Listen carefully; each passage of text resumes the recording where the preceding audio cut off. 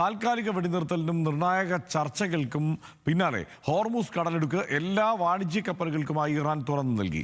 നിർദ്ദേശപ്രകാരമുള്ള സുരക്ഷിത പാതകൾ ഉപയോഗിക്കണമെന്നാണ് നിർദ്ദേശം. ഇറാനിയൻ തുറമുഖങ്ങൾക്ക് മേലുള്ള അമേരിക്കൻ ഉപരോധം തുടർന്നാൽ ഹോർമൂസ് വീണ്ടും അടയ്ക്കുമെന്ന മുന്നറിയിപ്പുമുണ്ട്.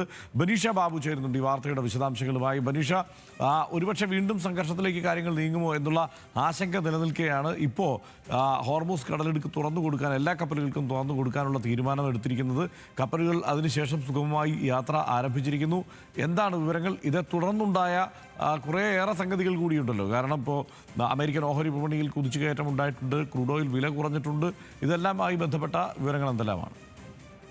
ഹർഷൻ പറഞ്ഞതുപോലെ പശ്ചിമേഷ്യയിലെ സംഘർഷം 10 ദിവസത്തേക്കെങ്കിലും താൽക്കാലികമായെങ്കിലും ഇപ്പോൾ അയഞ്ഞിരിക്കുകയാണ്. ഇസ്രയേൽ ലെബനൻ വെടിനിർത്തൽ കരാർ പ്രാബല്യത്തിൽ വന്നതോടെയാണ് ഇത്തരത്തിലിപ്പോൾ ഇറാൻ ഹോർമുസ് കടലിടുക്ക് വാണിജ്യ കപ്പലുകൾക്കായി തുറന്നു നൽകിയിരിക്കുന്നത്. 10 ദിവസത്തേക്കാണ് ഇത്തരത്തിൽ കടലിടുക്ക് തുറന്നിരിക്കുന്നതെന്നും ഇപ്പോൾ അബ്ബാസ് അറാച്ചി ഇറാൻ വിദേശകാര്യമന്ത്രി വ്യക്തമാക്കിയിരിക്കുന്നത്.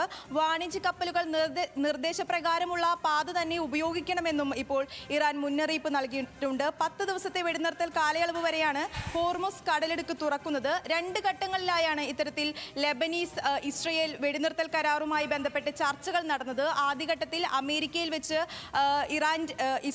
ഇസ്രയേലിൻ്റെയും അതുപോലെ ലെബനിൻ്റെയും US അംബാസിഡർമാർ തമ്മിലും തുടർന്ന് ഇസ്രയേൽ പ്രധാനമന്ത്രിയും ലെബനീസ് പ്രസിഡന്റും തമ്മിൽ ചർച്ചകൾ നടന്നു. ഇങ്ങനെ 2ാം ഘട്ട ചർച്ചയിലാണ് ഇത്തരത്തിൽ ഇപ്പോൾ ലെബനനിൽ ഒരു വെടിനിർത്തൽ സാധ്യമായിരിക്കുന്നത്. ഈ ചർച്ചകൾക്ക് പിന്നാലെയാണ് ഇപ്പോൾ ഇറാൻ ഹോർമുസ് കടലിടുക്ക് തുറക്കാമെന്ന് അറിയിച്ചത്. ഈ ഒരു പ്രഖ്യാപനത്തോടെ തന്നെ ഇപ്പോൾ ബ്രെന്റ് ക്രൂഡ് ഓയിലിന്റെ വില ഇപ്പോൾ 100-ൽ നിന്നും 94-ലെത്തിയ ബ്രെന്റ് ക്രൂഡ് ഓയിലിന്റെ വില ഇപ്പോൾ $86 എത്തി. അതുപോലെ അമേരിക്കൻ ഓഹരി വിപണിയിലും വലിയ കുതിപ്പാണ് രേഖപ്പെടുത്തുന്നത്. അതേസമയം തന്നെ ഇപ്പോൾ കഴിഞ്ഞ ദിവസം ഇറാന്റെ സമ്പുഷ്ടീകരിച്ച യുറേനിയം അമേരിക്കയ്ക്ക് കൈമാറാൻ തയ്യാറാണെന്ന് ഇറാൻ അറിയിച്ചതായി ട്രംപ് അവകാശപ്പെട്ടിരുന്നു. എന്നാൽ ഇറാൻ ഈ അവകാശവാദങ്ങളെല്ലാം തള്ളിക്കളഞ്ഞിരിക്കുകയാണ്. ഇറാന്റെ യുറേനിയം ആർക്കും കൈമാറ്റം ചെയ്യാനില്ലെന്നാണ് ഇപ്പോൾ ഇറാന്റെ വിദേശകാര്യ മന്ത്രാലയം വ്യക്തമാക്കിയിരിക്കുന്നത്. ഹർഷൻ.